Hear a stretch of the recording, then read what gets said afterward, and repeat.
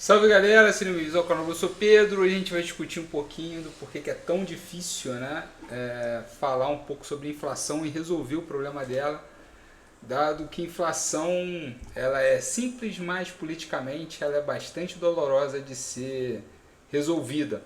E a sua solução geralmente envolve, caso não seja feita de maneira correta, a ampliação de problemas. Então a gente vai discutir um pouco disso, do porquê que existem problemas que são ampliados quando a gente vai controlar a inflação de maneira meio assodada. Vamos lá, vamos comentar um pouquinho sobre inflação. Então, o que é inflação? Ela é mensurada pela variação de preços no tempo, então os preços sobem, né? Então, isso aqui é inflação, tá certo? Manter a tinta, vou definir como π. E a gente mensura a inflação através de quem? Do tempo.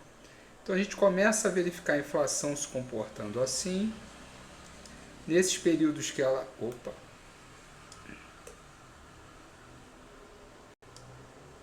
Nesses períodos que ela tem um resultado negativo, a gente vai chamar de deflação. E nesses períodos a gente vai chamar de inflação.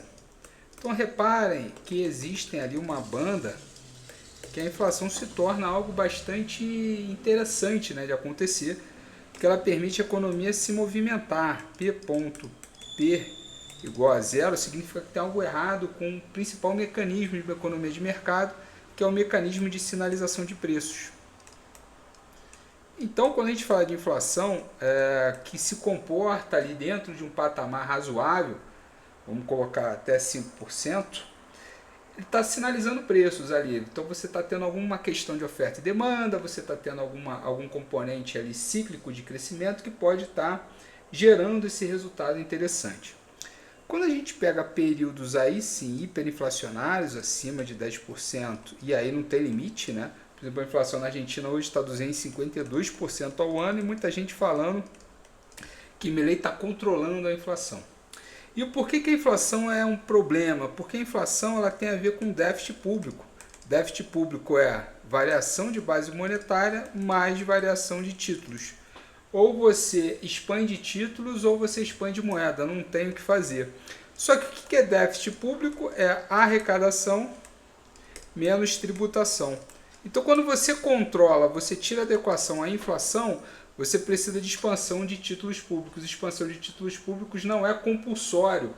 Ninguém coloca uma arma na cabeça de alguém e fala, você tem que comprar títulos públicos. Mas a moeda sim, a moeda é o numerário universal de uma economia. Então se você quer pagar impostos, quer comprar bens, pagar tributos, fazer operações oficiais, você precisa da moeda daquele país.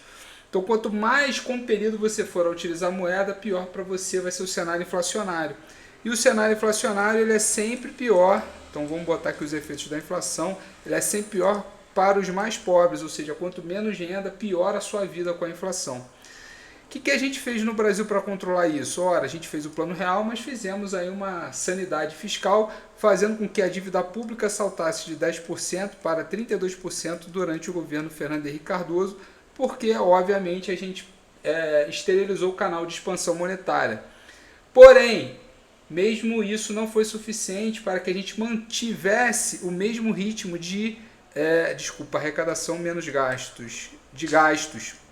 O que a gente fez para reduzir os gastos, então? Com o Plano Real, a gente fez uma nova política salarial, principalmente no setor público, que a gente acabou com os gastos, por exemplo, reduziu quase a inanição, gasto com educação básica, com saúde, com educação, os salários dos servidores dessa esfera do executivo, tanto nacional quanto subnacionais, caiu a níveis extraordinariamente baixos.